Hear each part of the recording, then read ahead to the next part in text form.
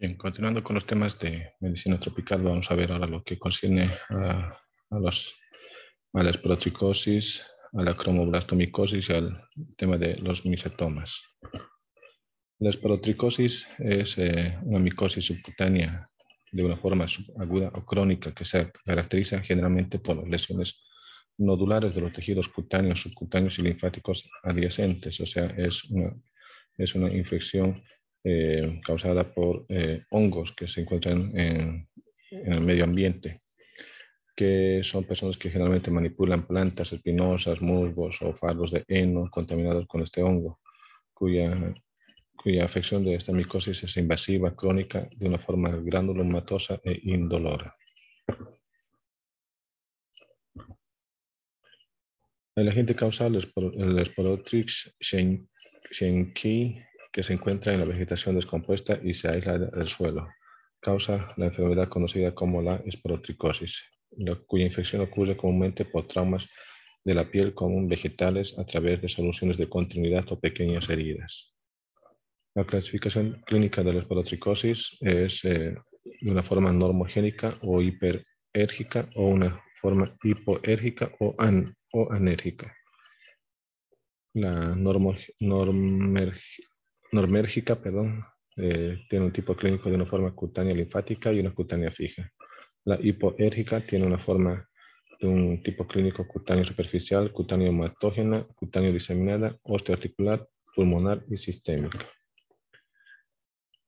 El hábitat predominantemente para este tipo de hongos que se encuentran para producir la lesión subsecuente de la enfermedad es que se encuentran en el suelo, en la madera, en la vegetación, en lugares húmedos y cálidos. La infección se produce generalmente por la inoculación del hongo en la piel, generalmente a través de objetos contaminados.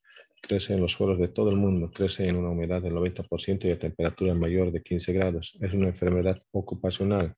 Crece más en invierno y es una enfermedad con distribución mundial, aunque es característica de regiones tropicales y subtropicales que contengan esa humedad característica para el desarrollo de estos hongos. Se desarrolla en clima templado, húmedo y cálido tropical con una temperatura promedio de entre 20 y 25 grados centígrados, como en nuestra región, con humedad relativa del 90% superior y una precipitación pluvial de 500 a 1000 mililitros año y altitud de 1000 a 1500 metros sobre el nivel del mar.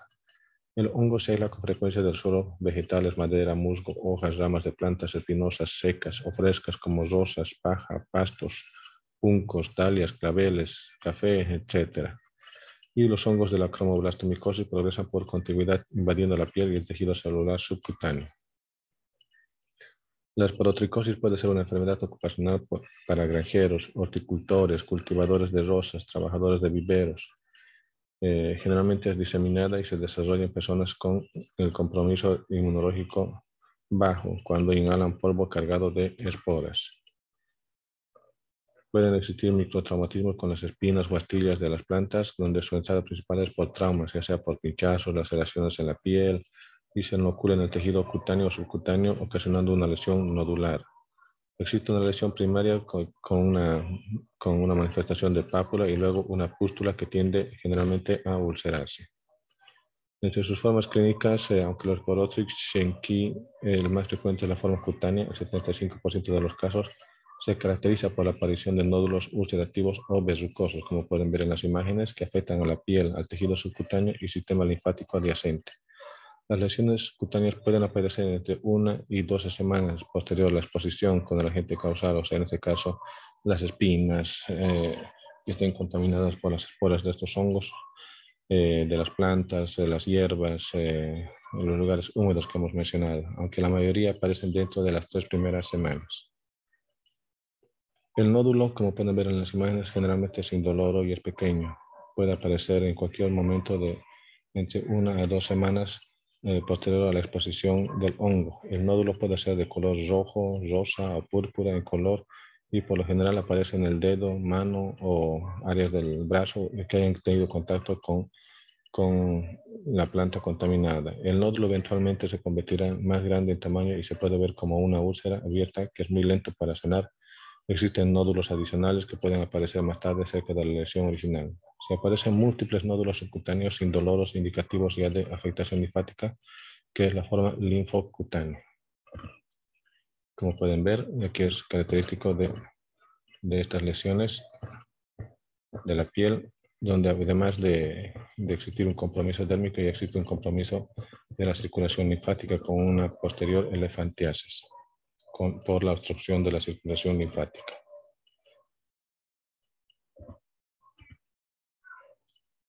Entre otras formas clínicas tenemos lo que es la linfática, la fija o localizada, la pulmonar, la ósea y articular. La linfagítica representa el 70% de todas las formas clínicas. Se manifiesta por una lesión que se inicia con una pápula, como mencionábamos, en el sitio de inoculación, que generalmente es conocido como chancro de inoculación. Después se transforma en un nódulo o goma, el cual sucede y presenta tendencia a la cicatrización con el tiempo y aparecen nuevas lesiones ascendentes que siguen generalmente el trayecto de la circulación linfática. La otra forma, fija o localizada, se presenta una lesión única en el sitio de inoculación, cuyo aspecto puede adoptar la forma de placa, de úlcera verrucosa o acneiforme. La forma pulmonar primaria es un cuadro clínico muy poco frecuente. Se adquiere por la inhalación generalmente de los conidios o esporas del agente etiológico y la sintomatología es muy similar a la de la tuberculosis, causando en ocasiones lesiones cavitarias que se inician como una bronquitis, una neumonitis, acompañadas de fiebre y malestar general. La forma ósea articular que se desarrolla mediante las lesiones osteolíticas en varios huesos que afectan principalmente a la tibia, al carpo, metatarso, radio y fémur, que generalmente se desarrollan a partir de una esporotricosis pulmonar primaria por diseminación e inflamación, dolor, incapacidad de movimiento y destrucción de la articulación con posterior compromiso de la sinovia y membranas periarticulares. Las articulaciones más afectadas, como hemos dicho, son las metacarpofalángicas y las falángicas. Se debe de hacer un diagnóstico diferencial con todo lo que son la tuberculosis cutánea verrugosa, con la esporotricosis fija, la leishmaniasis cutánea crónica, la blastomicosis, la paracoccidoidomicosis, ciertas formas de lobomicosis, sífilis terciaria, epitelioma espinocelular y sarcoidosis. Hay también formas atípicas que simulan placas de psoriasis. Como complicaciones podemos tener las infecciones secundarias en la piel, como estafilococos, streptococos, y se han producido casos de infección del sistema nervioso central en los pulmones y en las articulaciones. En cuanto al diagnóstico laboratorial, tenemos el examen directo, el cultivo en agar y biopsia. En cuanto al examen directo, son las lesiones cutáneas y frotis teñido con gran y ácido periódico de Schiff demuestran abundantes levaduras alargadas en forma de puro, de un cigarro. En el cultivo de saborao de estos agar que se identificaron microscópicamente con ellos dispuestos lateralmente en hifas. Y en las biopsias cutáneas se observa un infiltrado inflamatorio nodular y difuso compuesto por linfocitos, histiocitos, células gigantes multinucleadas y neutrófilos que forman granulomas supurativos y necrosis tisular.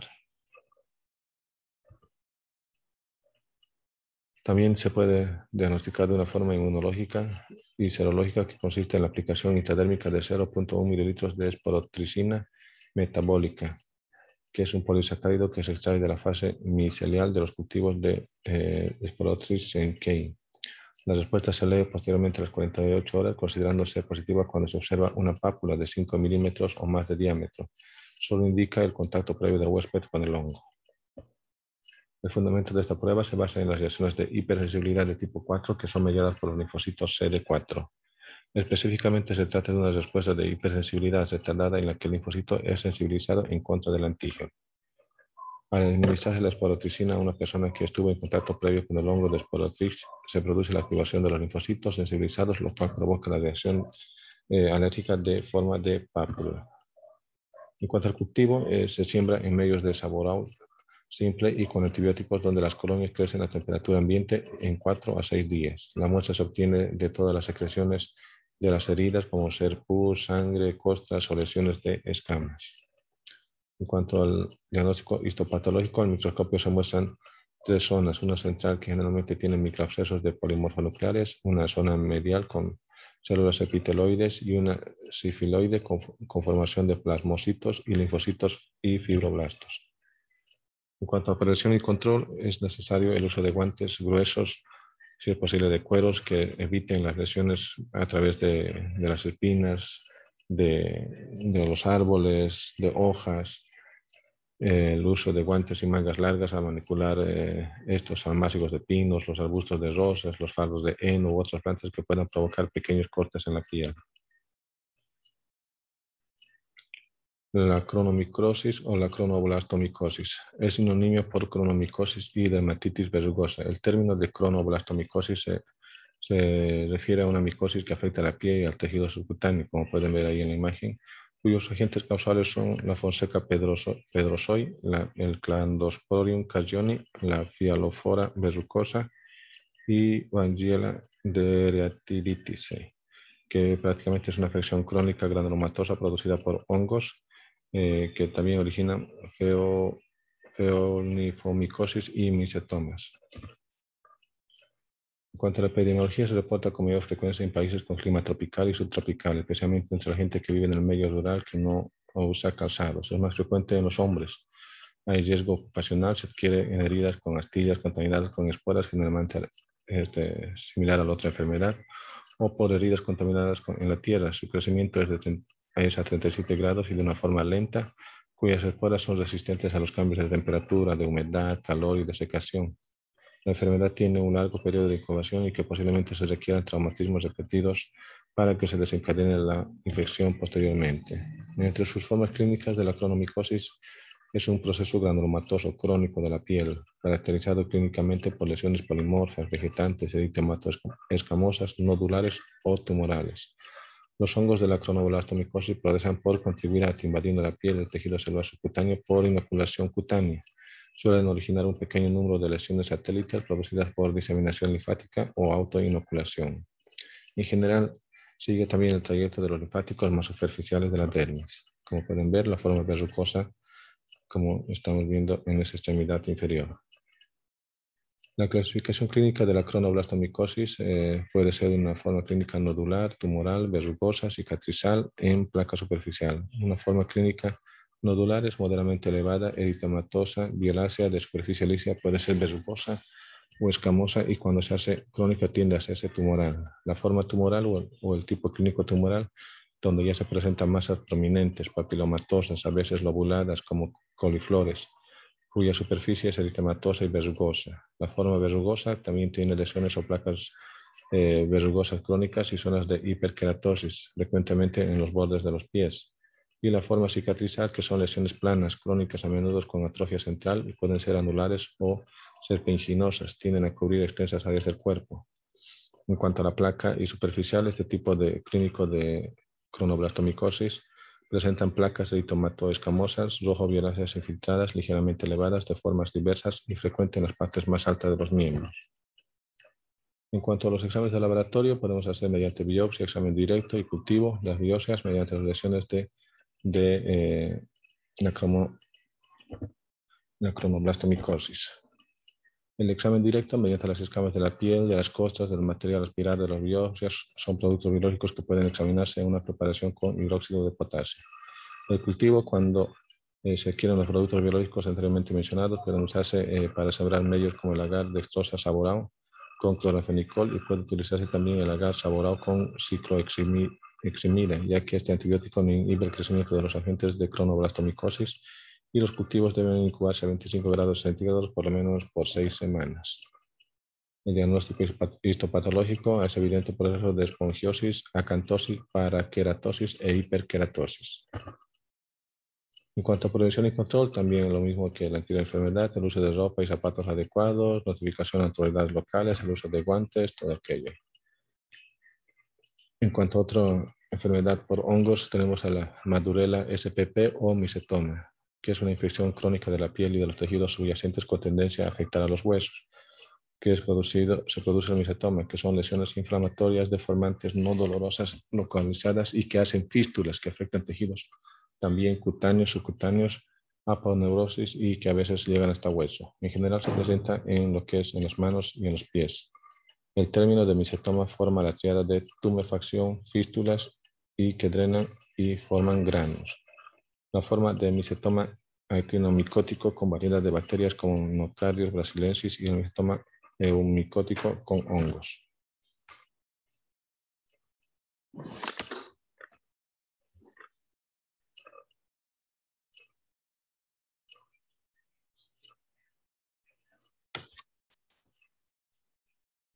Los micetomas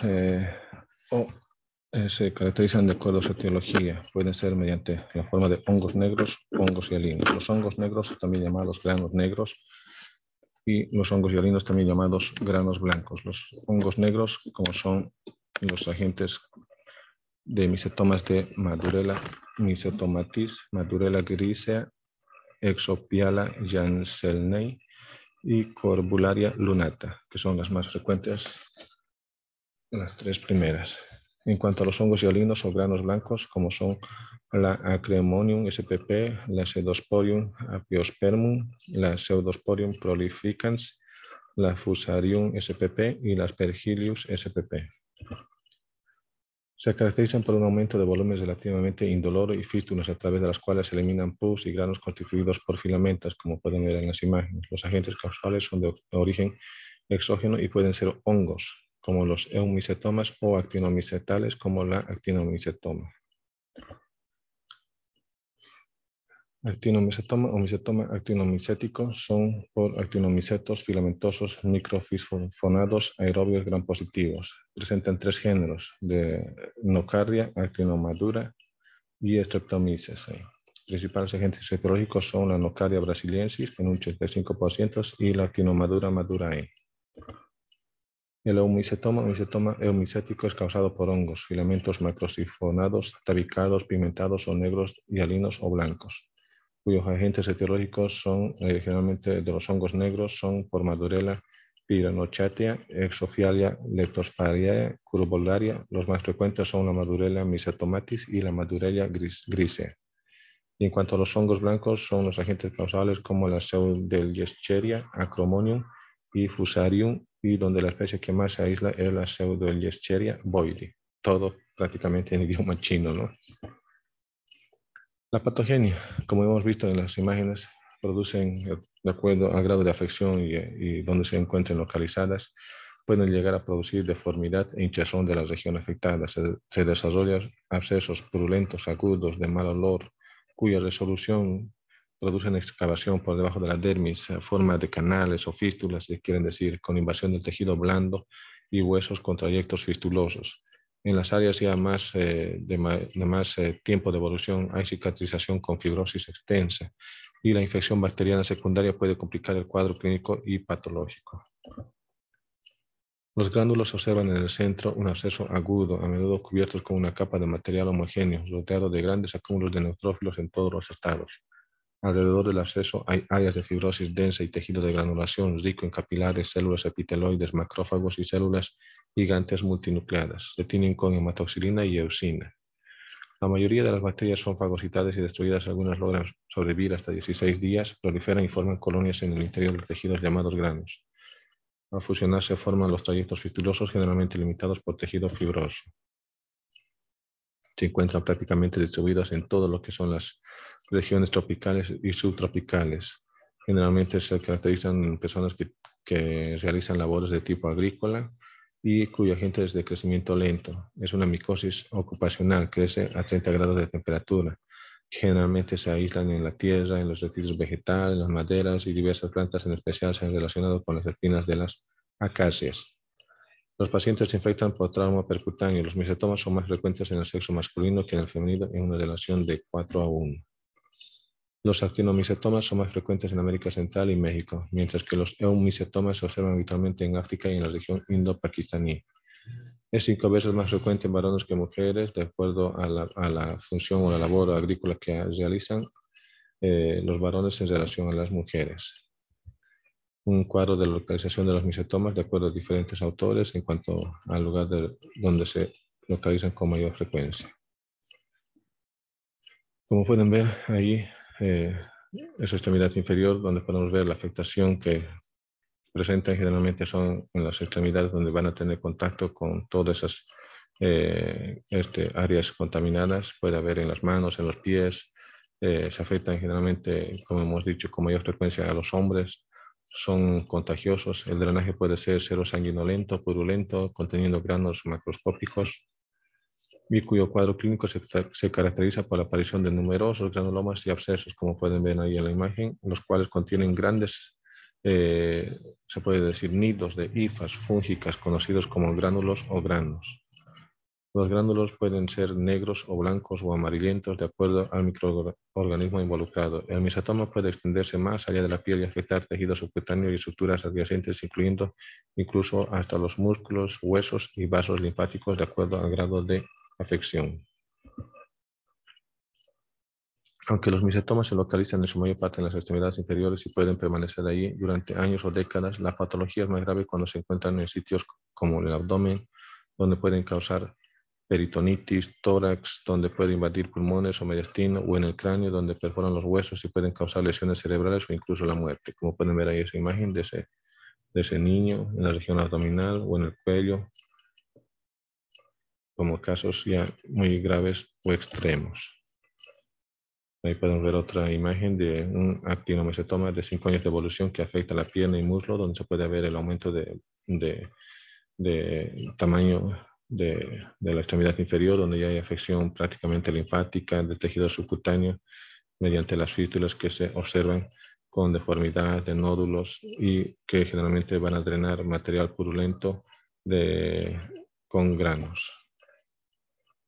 Otra imagen también. Y un tumor de mesotoma de una forma ya muy crónica. Al sanar las lesiones, obviamente, de acuerdo a la evolución que vayan a tener, dejan cicatrices profundas, queloides, con bastante compromiso dérmico o incluso hasta estético. Como pueden ver, el grado de afección de esta patología. Se debe de hacer un diagnóstico diferencial con el granuloma de cuerpo extraño, tumor de patas blandas, benigno, lipoma, maligno, sarcoma, carcinoma metastásico, con los melanomas, con los linfomas, con lesiones quísticas, con la foliculitis, esporoticosis, cronoblastomicosis, leishmaniasis, tuberculosis cutánea, elefantiasis, porfiriasis, podomicosis, osteomielitis, tuberculosis ósea, tumores malignos óseos. Con todo esto debe de hacerse un diagnóstico diferencial. Las complicaciones, obviamente, que van a producir una fibrosis, una anquilosis, un linfedema causado por obstrucción de la circulación linfática. La presencia del dolor se asocia con la posterior infección bacteriana secundaria, comúnmente causada por Pseudomonas aureus.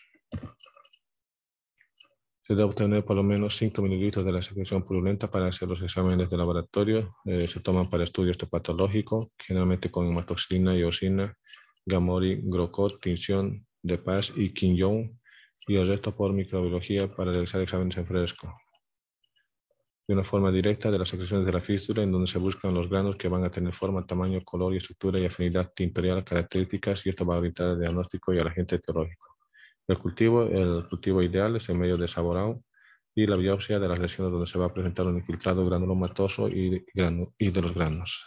Y si se puede, una placa de rayos X para ver el grado de afección ósea que vayan a tener estas lesiones.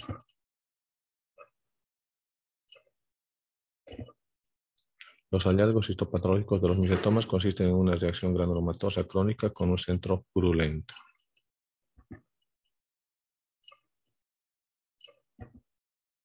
En cuanto a prevención, también el uso de guantes, el calzado adecuado para las labores agrícolas, uso de equipos adecuados, guantes, zapatos y control y educación del personal médico de áreas endémicas para reconocer precozmente esta enfermedad.